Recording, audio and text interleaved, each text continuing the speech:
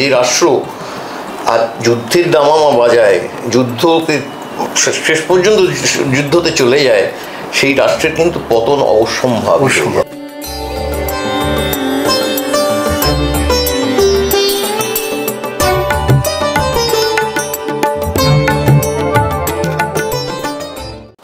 প্রিয় দর্শক, আপনাদের সান্ধ্য অভিবাদন জানিয়ে শুরু করছি আজকের আলোচনা। আপনারা জানেন যে কাশ্মীরের ভয়ঙ্কর রকমের এক আতঙ্কবাদী হামলা ঘটে গেছে এবং সেই আতঙ্কবাদী হামলাতে একেবারে ২৬ জন মানুষের, সরকারিভাবে ২৬ জন মানুষের মৃত্যুর খবর এসেছে।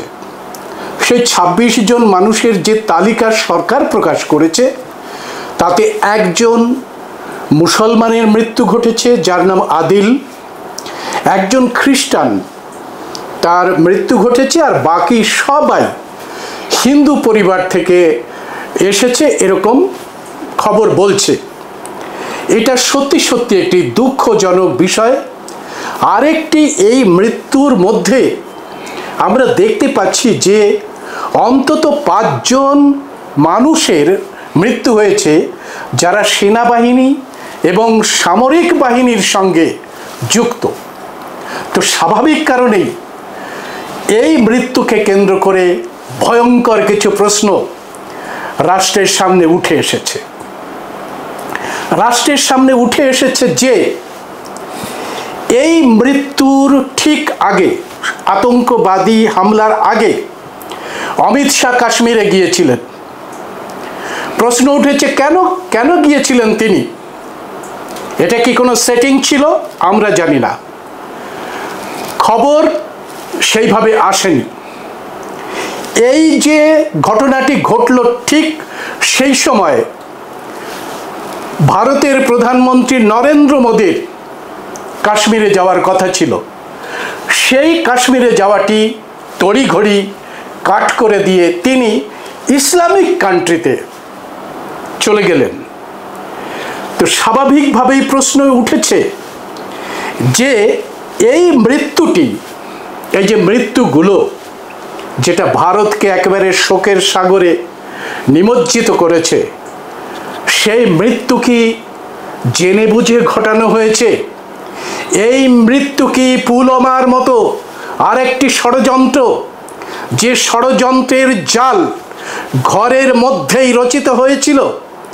এই বিষয় নিয়েই আজকে আমাদের ভয়েস অফ বহুজনের স্টুডিওতে আলোচনা করতে এসেছেন আপনাদের প্রিয় সুমিত দা এবং আমাদের বন্ধু শঙ্কর। সুমিত দা এবং শঙ্করকে আমরা স্বাগত জানাচ্ছি। আমি প্রথমেই সুমিত দার কাছে আসি। সুমিত দা, একটা দুর্দান্ত একটা 1962 সাল প্রেসিডেন্সি কলেজের দেয়ালে একটা কবিতা লেখা হলো, জনতা যখন চায় বস্ত্র খাদ্য, সীমান্তে বেজে ওঠে যুদ্ধের বাদ্য।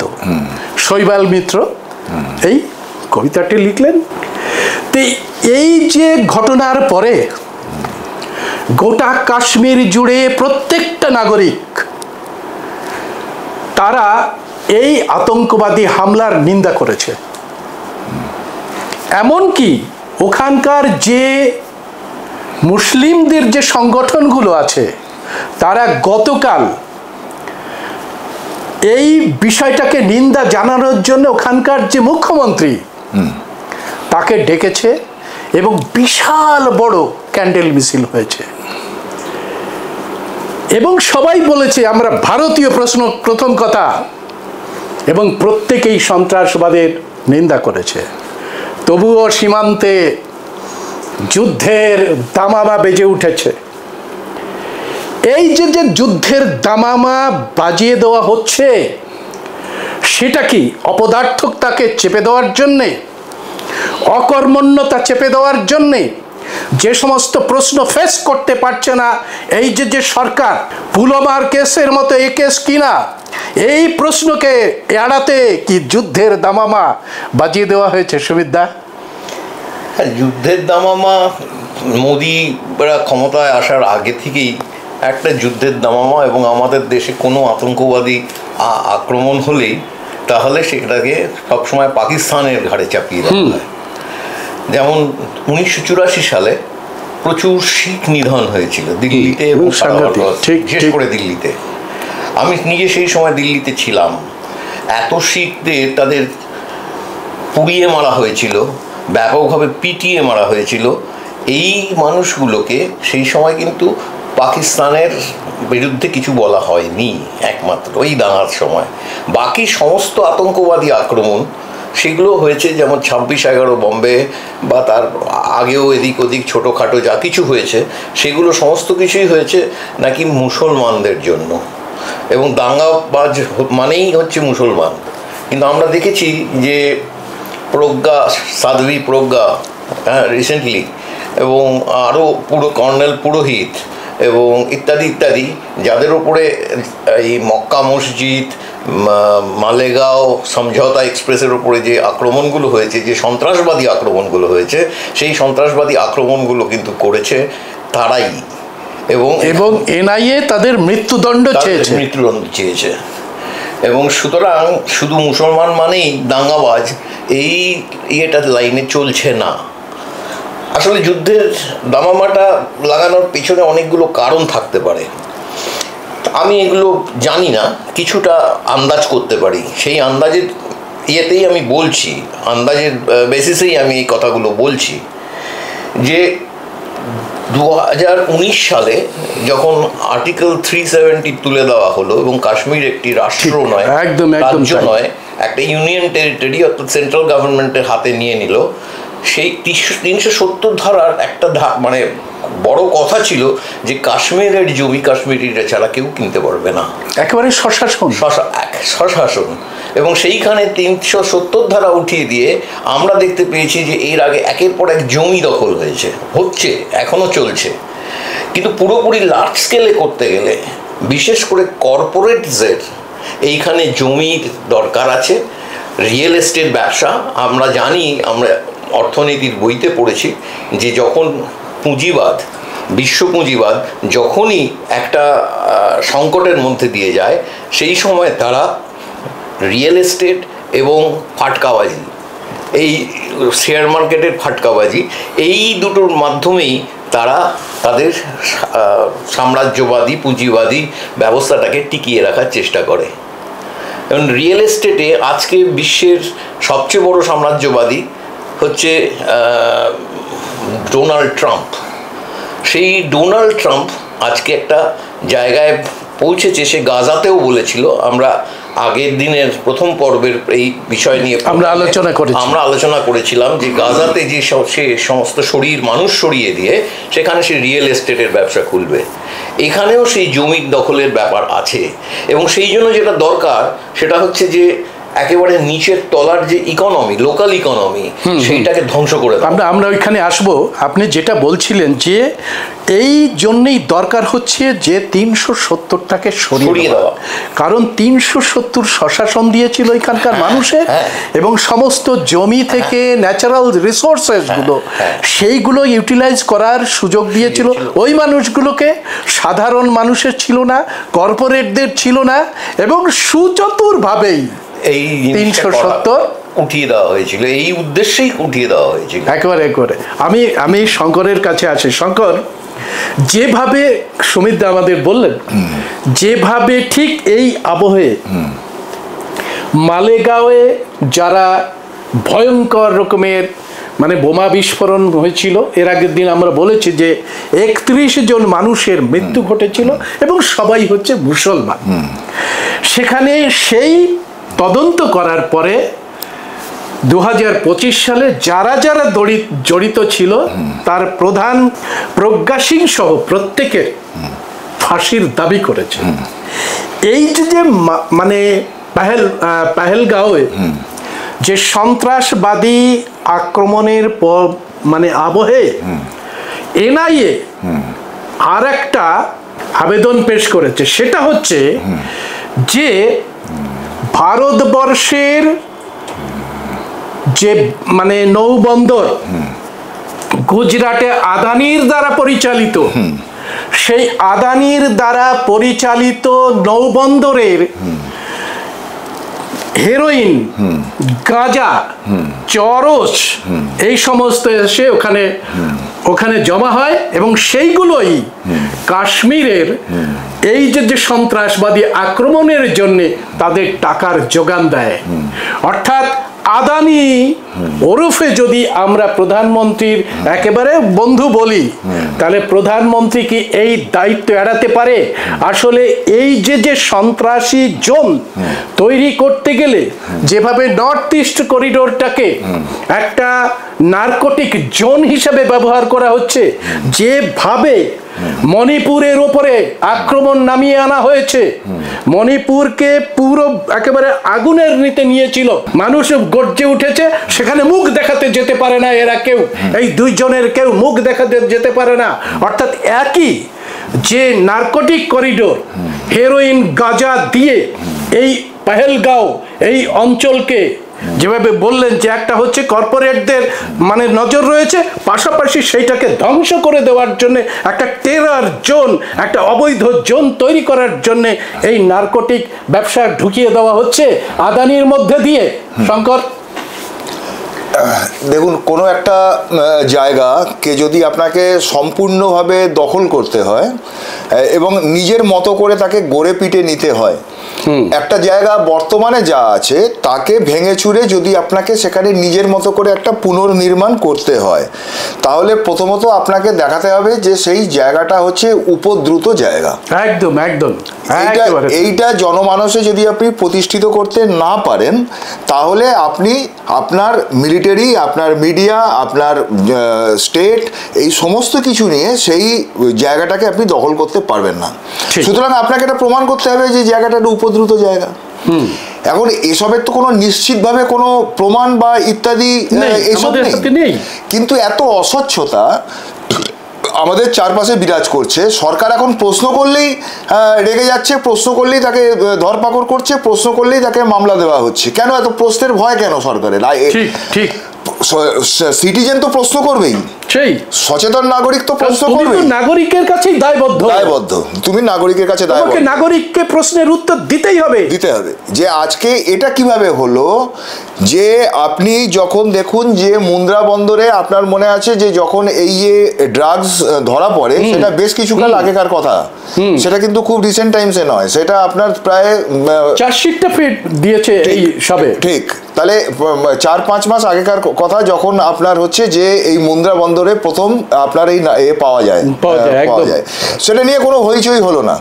মিডিয়া আজকে যেভাবে এই 26টি যে মৃতদেহ, সেই মৃতদেহকে ব্যবহার করে যেভাবে আজকে একটা বিদ্বেষ সরগরম তৈরি করছে, 24 ঘন্টা হিন্দু মুসলমান, ভারত পাকিস্তান, এই যে মিডিয়াতে দেখছেন।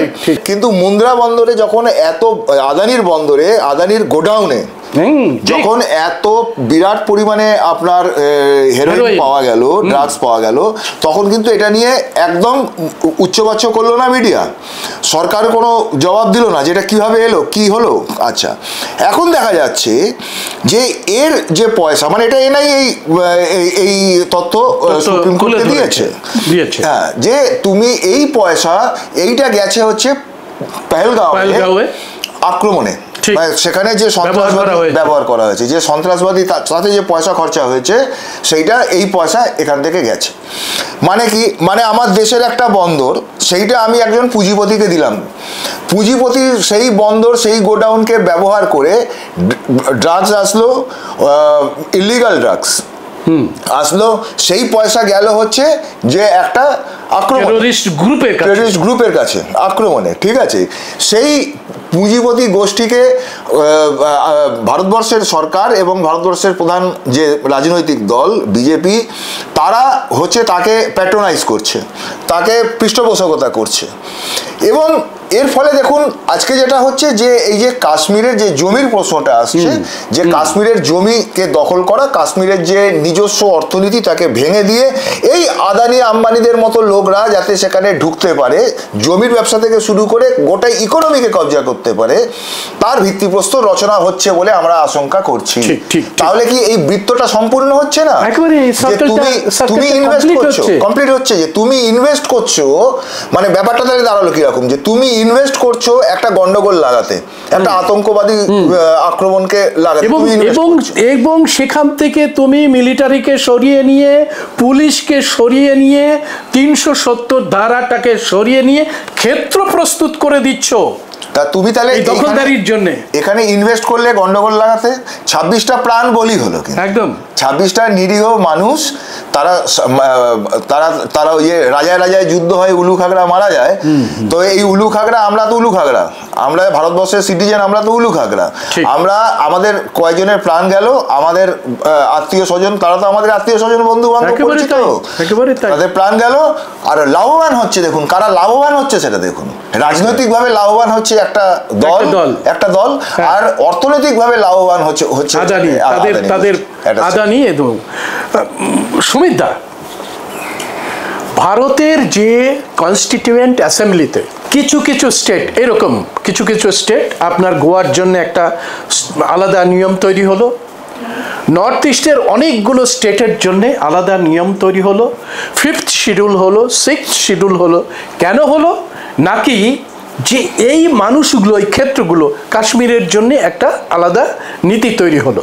আপনাকে বলে রাখি যে কাশ্মীরে কোন ধরনের নীতি তৈরি হবে, সেই জন্যে তার যে সার্ভে করার দায়িত্ব ছিলেন বাবা সাহেব ডক্টর B.R. আম্বেদকর, তিনি গ্রামে গ্রামে গিয়ে সার্ভে করে মানুষের যে মনের কথা, সেই মনের কথাগুলো জেনে একটা রিকমেন্ডেশন দেওয়ার কথা ছিল। কিন্তু যখন সমগ্র কাশ্মীরের মানুষ বাবা সাহেবের সঙ্গে কথা বলে স্বশাসনের কথা জানায়, তখনই জওহরলাল নেহরু আস্তে আস্তে বাবা সাহেবের ডিপার্টমেন্ট থেকে সরিয়ে দেয় দায়িত্বগুলো। বাবা সাহেব তখন দায়িত্বহীন অবস্থায় চলে আসে, ওখান থেকে চলে আসে। তারপরে আন্তর্জাতিক একটা ক্ষেত্র তৈরি হয় যে কাশ্মীরের মানুষ যখন স্বশাসন চাইবে, তারা একটা গণভোটের মধ্যে দিয়ে স্বশাসন চাইলে কাশ্মীরকে তারা তাদের উপরের ইচ্ছার উপর ছেড়ে দেওয়া হবে, যে তারা সম্পূর্ণভাবে সার্বভৌম একটি রাষ্ট্র নির্মাণ করবে, না তারা ভারতের সঙ্গে থাকবে, না তারা পাকিস্তানের সঙ্গে থাকবে। এই সম্পূর্ণ দায়িত্ব নেবে গণভোটের মধ্যে দিয়ে ওখানকার নাগরিকেরা। এবং সেই জন্য স্পেশাল 370 ধারা রাখা হয় এবং বলে দেওয়া হয় যে এই অঞ্চলে বসবাসকারী মানুষের জন্য এটা স্বশাসন।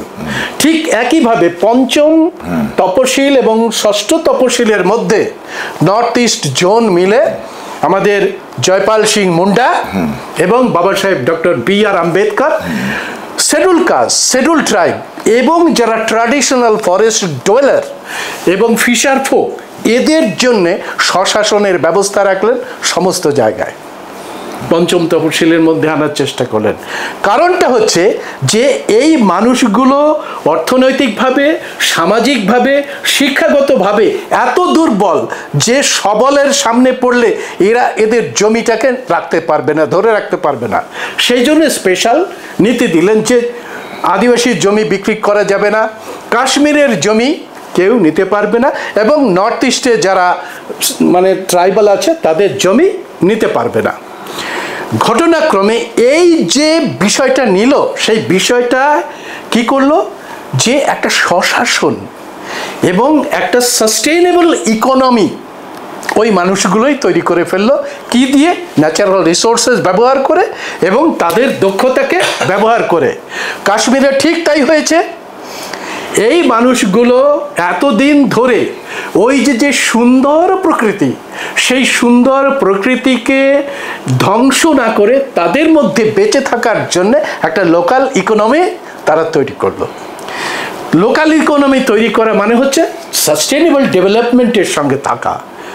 অর্থাৎ এরা কি চাইছে যে এই গোটা ইকোনমিটাকে ভেঙে চোরমার করে দিয়ে কর্পোরেট ইকোনমি ওখানে বসিয়ে দিয়ে কর্পোরেটদের পুরো জায়গাটাকে ছেড়ে দেওয়া, এবং সেজন্য যদি জেনোসাইড করতে হয় তাহলে সেটাও করতে হবে। কি মনে হয় সুমিতদা?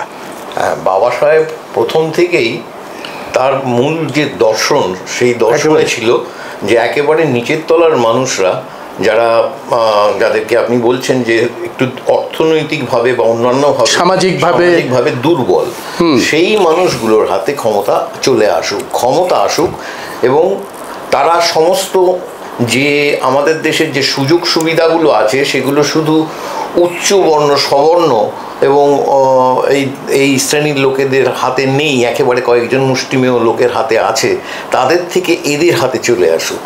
এবং সেই জন্যই পঞ্চায়েতের ধারণাটা নিয়ে এসেছে, একেবারে তাই, ডাইরেক্ট ডেমোক্রেসির কথা নিয়ে এসেছেন। আজকে গ্রাম সভার প্রশ্ন উঠছে, সেটাও সেই একই ব্যাপার, একদম ডাইরেক্ট ডেমোক্রেসি, প্রত্যক্ষ গণতন্ত্র যাকে বলছি আমরা। এবং সেই প্রত্যক্ষ গণতন্ত্রের ক্ষেত্রে আমরা দেখেছি যে কাশ্মীরের ক্ষেত্রে এইটাই ছিল যে প্রত্যক্ষ গণতন্ত্র হোক। আগে যখন আমি একটু ইতিহাসের দিকে পেছনে যদি চলে যাই, তাহলে দেখব যে ডোগরা রাজারা তারা পুরো মানে বড় বড় জমিদার জোরদারদের মতন সেইখানে কিন্তু কাশ্মীরের মানুষের কাছ থেকে, কাশ্মীরের মানুষরা মাঠে খেটে ফসল ফলতো, তাকে কিন্তু দিয়ে দিতে হতো সেটা রাজাকে। সুতরাং কিন্তু সেই জমির মালিকানা যদি দিয়ে দেওয়া হয় সেই সাধারণ মানুষকে, সেইখানে কিন্তু রাজার আর কোনো বক্তব্য থাকে না। এইটাই ছিল শেখ আবদুল্লাহ, যিনি শুরু করেছিলেন কাশ্মীরের আজাদ কাশ্মীরের আন্দোলন। মানে এই ডোগরা রাজার যে প্রভাব তাকে খর্ব করে দিয়ে জনগণের মধ্যেই, তখনও কাশ্মীর কিন্তু পাকিস্তান ইন্ডিয়ার মধ্যে ভাগাভাগি হয়নি। সেই যে আন্দোলন শুরু করেছিলেন, সেই আন্দোলনে পরবর্তীকালে যে যুদ্ধ হয়, সেই যুদ্ধের মধ্যে দিয়ে কাশ্মীর ভাগাভাগি হয়। আমি সেই ইতিহাসে যাচ্ছি না। কাশ্মীর আজাদ কাশ্মীর পাকিস্তানে, আর এইখানে হচ্ছে জম্মু অ্যান্ড কাশ্মীর ছিল। সেটা আজকে জম্মু আলাদা করে দেওয়া হয়েছে, কারণ জম্মুতে ডোগরা রাজাদের বা হিন্দুবাদীদের, পণ্ডিতদের এবং এদের সংখ্যা অনেক বেশি, এদের জোরও অনেক বেশি। সেই জায়গাটা, যেই জায়গাটা কাশ্মীর, সেই জায়গাটা থেকে কিন্তু এই যে শেখ আবদুল্লাহ কিছু কিছু কাজ করেছিলেন, যেখানে একেবারে দরিদ্র কৃষক তার হাতে জমি চলে যায়, এই যে লড়াইটা শুরু করেছিলেন। তাই জন্য শেখ আবদুল্লাহকে শেষ পর্যন্ত নেহরুর খুব ঘনিষ্ঠ বন্ধু ছিলেন, কিন্তু সেই নেহরুই শেখ আবদুল্লাহকে জেলে পুরে রেখেছিলেন। কারণ এই জায়গাটায় সমাজের অর্থনীতিটা পুরোপুরি পাল্টে যাচ্ছে। কারণ লোকাল, আগে ছিল রাজার হাতে সমস্ত কিছু, সেইটা চলে যাচ্ছে সাধারণ মানুষের কাছে।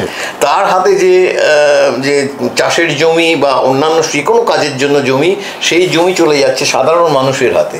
এইটা একটা বৈপ্লবিক আন্দোলন শেখ আবদুল্লাহ শুরু করেছিলেন, তাকে জেলে পুরে দেওয়া হয় এইভাবেই। এবং কাশ্মীরের যে দাবিটা ছিল যে 48 সালে কাশ্মীরের, এটা শুধু মানে এখানকার লোকেরা ঠিক করেননি, রাষ্ট্রপুঞ্জে থেকে বলা হয়েছিল যে একটা রেফারেন্ডাম হবে, যে কাশ্মীরের লোক তারা কি চায় পাকিস্তানের সাথে যেতে, ভারতের সাথে যেতে, বা অথবা তাদের নিজস্ব একটা আলাদা রাষ্ট্র, জনগণের রাষ্ট্র, এই রাষ্ট্র চায় কিনা সেটা তারা নিজেরা ঠিক করবে। কিন্তু আজ পর্যন্ত মানে রাষ্ট্রপুঞ্জে এটা মেনে নিয়েও ভারতের সরকার আজ পর্যন্ত কিন্তু এই রেফারেন্ডামটা করলো না। পাকিস্তানও প্রায় চুপচাপই বসে রইল।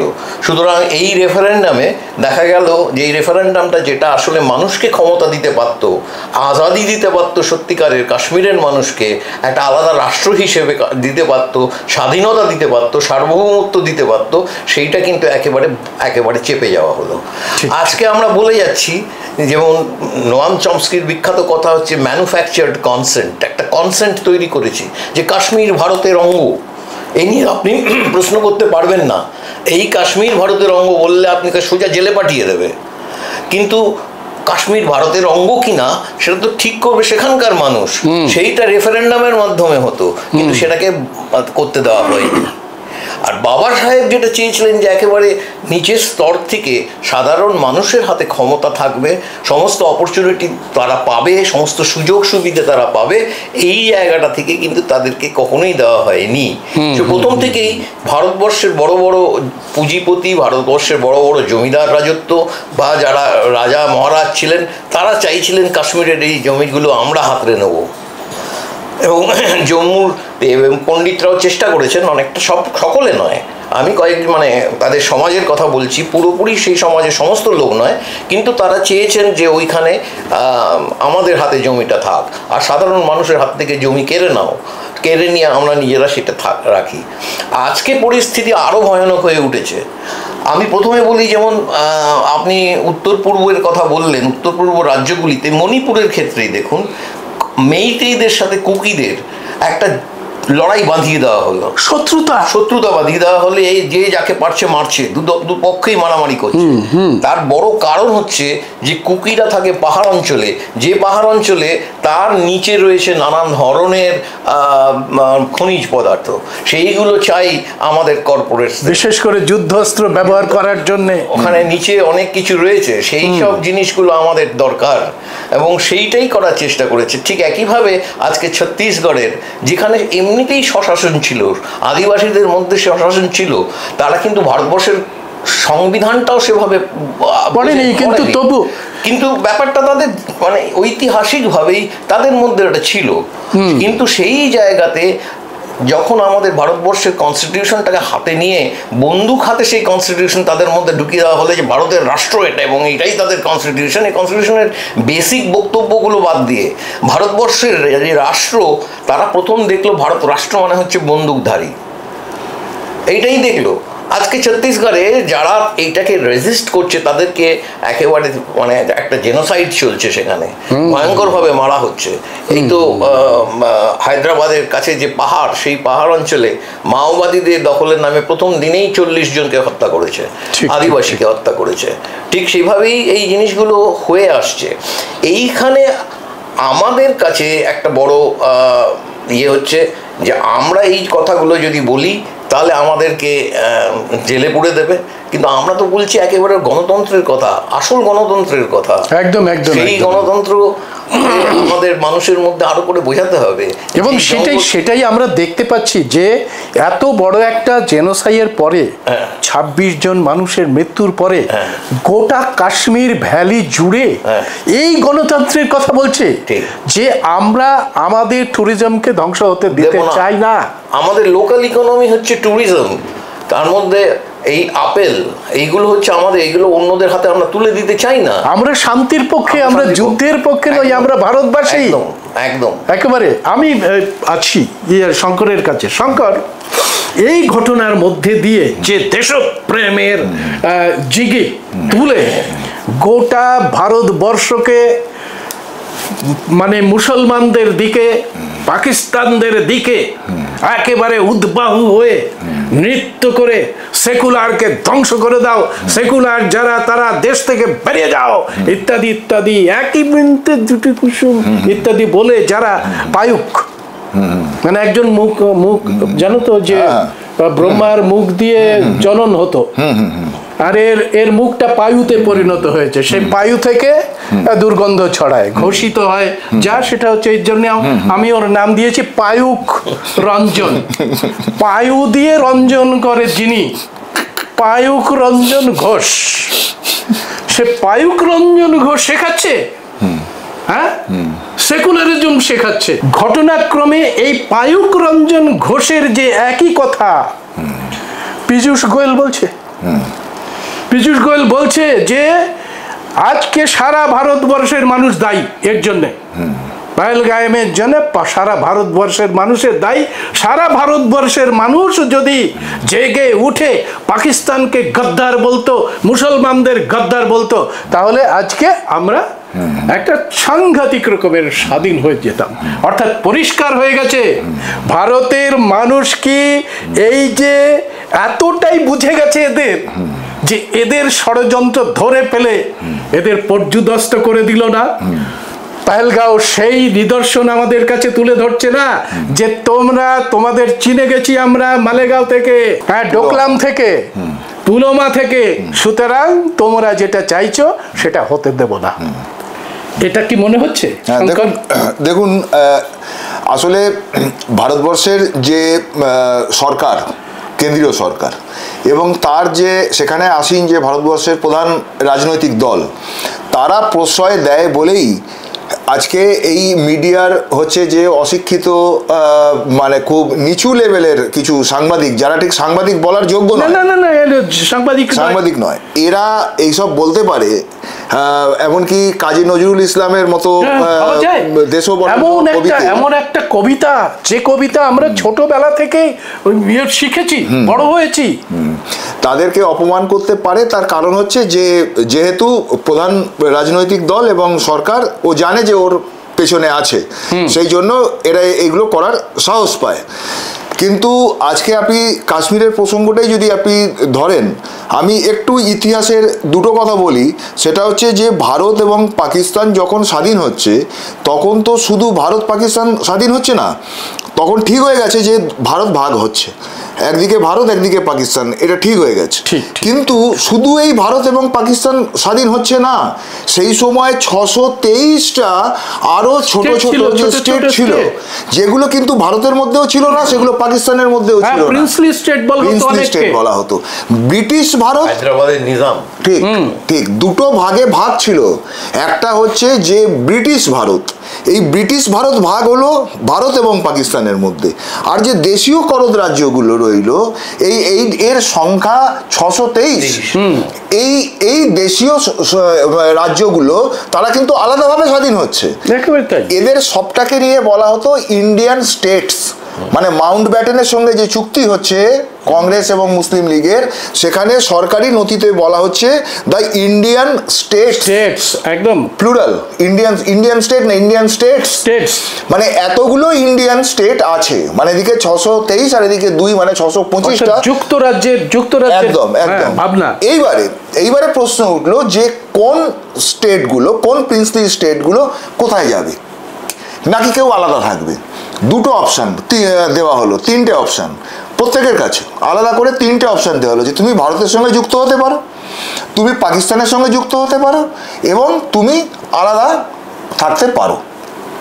ছোট ছোট অনেক রাজ্য আছে যাদের পক্ষে আলাদা থাকা সম্ভব ছিল না, তাদের সাথে একটা ফর্মুলা আসলো, সেটা হচ্ছে যে যেখানে জনসংখ্যার বেশিরভাগটা হচ্ছে যে মুসলমান, সেটা পাকিস্তানে যাক, যেটা জনসংখ্যার বেশিরভাগটা হচ্ছে হিন্দু, সেইটা ভারতে যাক। এবং বাবা সাহেবও চেয়েছিলেন যে কাশ্মীরের সমস্যাটার এইভাবে একটা সমাধান করা হোক। কিন্তু সমস্যাটা যেটা হলো সেটা হচ্ছে যে ভারত পাকিস্তান দুজনেই ঝাঁপিয়ে পড়লো যে এদেরকে নিজের দিকে টানার জন্য।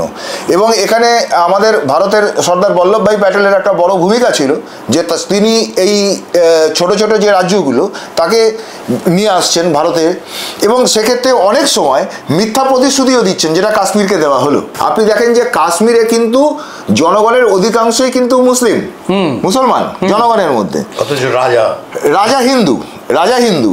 সেখান থেকে ভারত একটা দাবি করছে যে কাশ্মীরের ভারতে আসা উচিত, আর জনসংখ্যা বেশি যেহেতু মুসলমান, ফলত এরা দাবি করছে, পাকিস্তান দাবি করছে যে জনসংখ্যার ভিত্তিতে যাওয়া উচিত।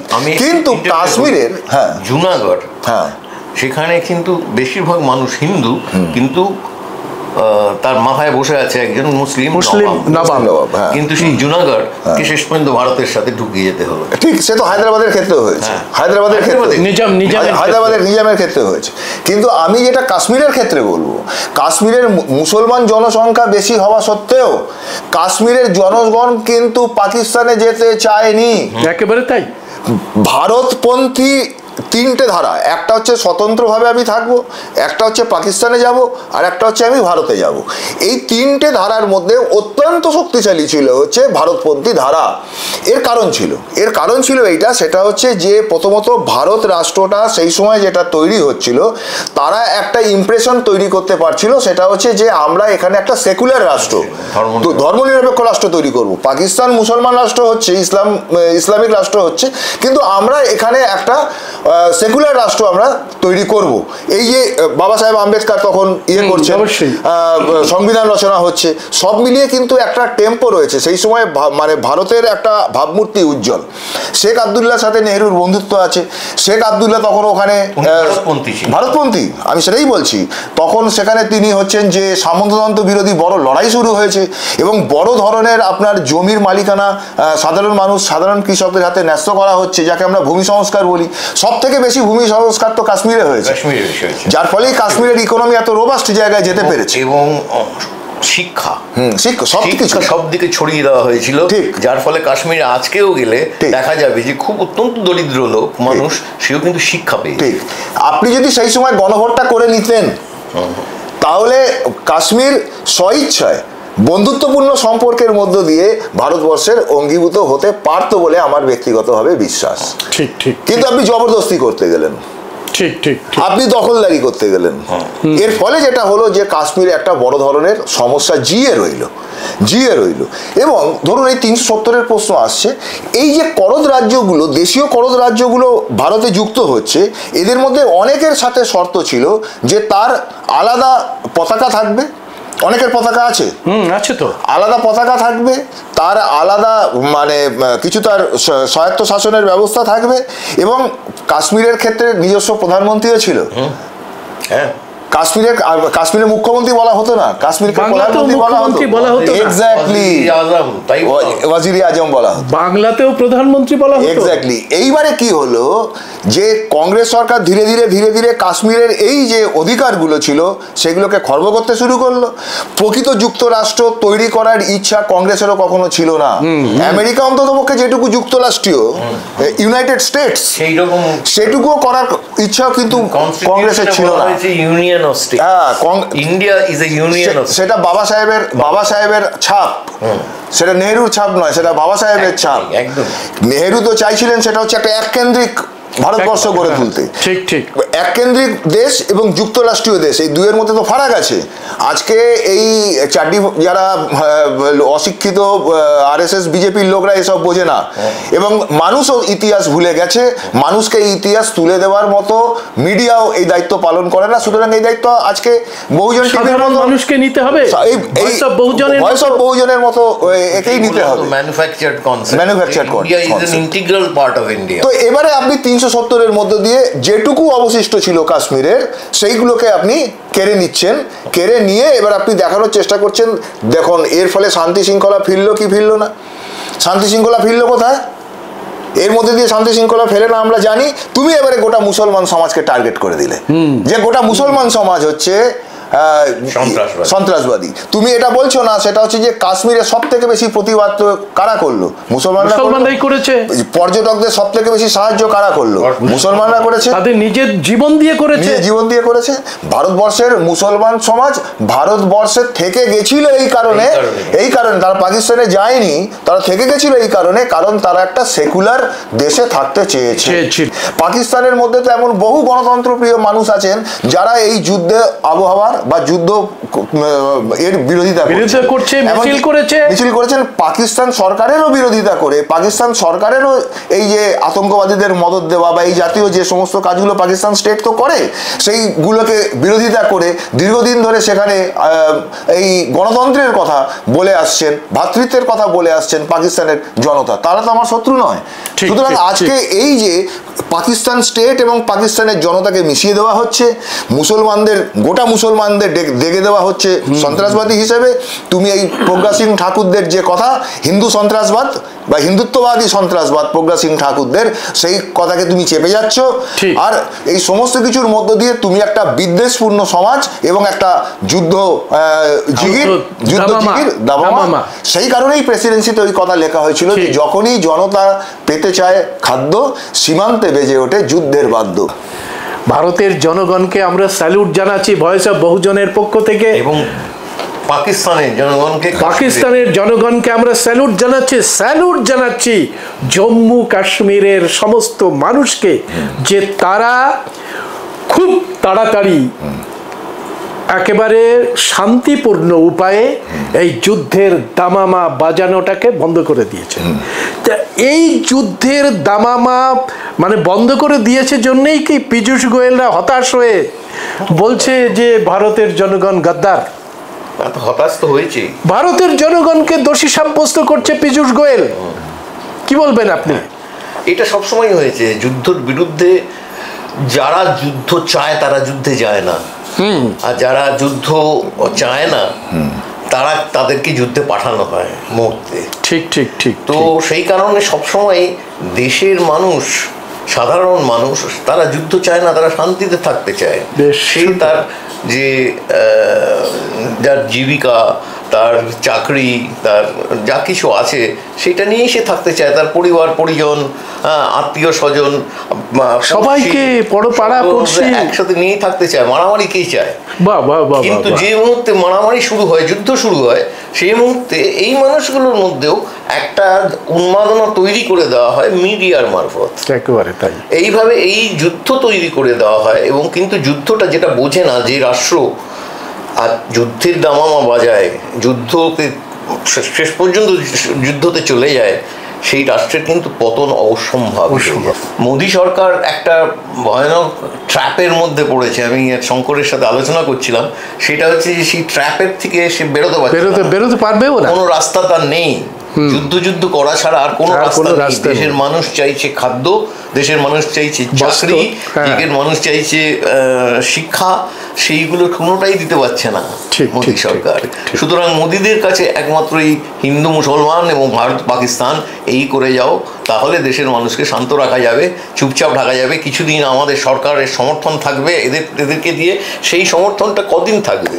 একদম। যুদ্ধ লাগলে জিনিসের দাম হই করে বাড়বে, যুদ্ধ লাগলে মানুষের খাবারের সংকুলন হবে না। যাদের যুদ্ধের অভিজ্ঞতা আছে তারা কিন্তু যুদ্ধ চায় না, যার ফলে ইউরোপে দেখুন, আমেরিকায় দেখুন, যুদ্ধ বিরোধী আন্দোলন সব থেকে বেশি শক্তিশালী যুদ্ধ বিরোধী আন্দোলন।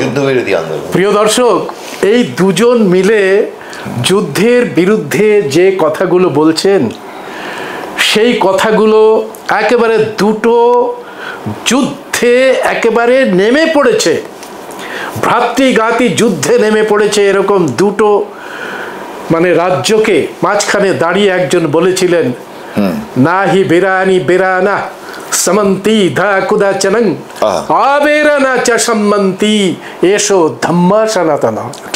আজকে এই যে এসো ধম্মা সনাতনা যে ভারতের মাটিতে কিভাবে প্রথিত হয়েছে, প্রত্যেকটা হৃদয়ে প্রথিত হয়েছে, কাশ্মীরের মানুষের মধ্যে প্রথিত হয়েছে, পাকিস্তানের মানুষের মধ্যে প্রথিত হয়েছে, ভারতের জাগৃত মানুষের মধ্যে প্রথিত হয়েছে, সেটা প্রমাণ করে দিচ্ছে পীযূষ গোয়েলদের এইভাবে তারা পরিত্যাগ করেছে।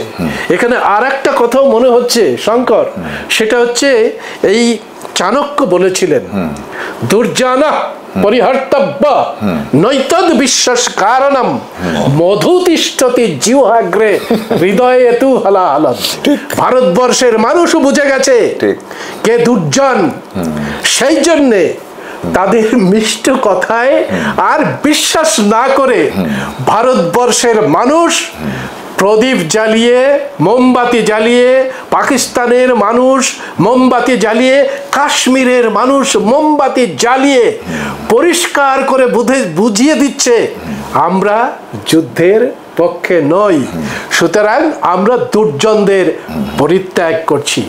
এতক্ষণ ধরে এত সুন্দর আলোচনা করার জন্যে আমাদের দুই আলোচক শঙ্কর এবং সুমিত দাকে ভয়েস অফ বহুজনের পক্ষ থেকে সংগ্রামী অভিনন্দন জানাচ্ছি।